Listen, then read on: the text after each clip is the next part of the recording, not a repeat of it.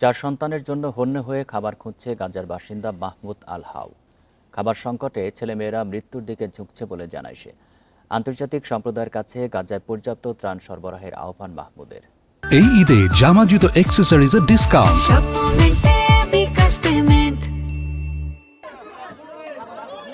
গাজার একটি স্যুপ কিচেনের চারপাশে ভিড় করছে ক্ষুধার্ত ফিলিস্তিনিরা।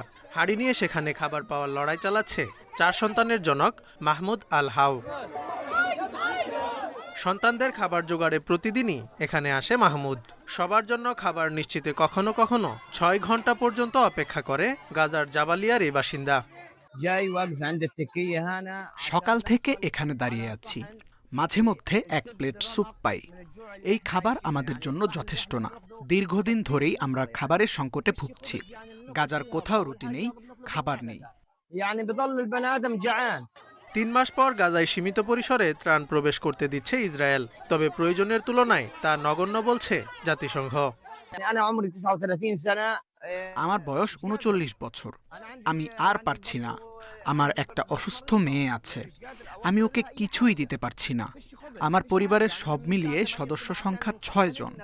খাবার না পেয়ে তারা কেবলই মৃত্যুর দিকে ঝুঁকছে।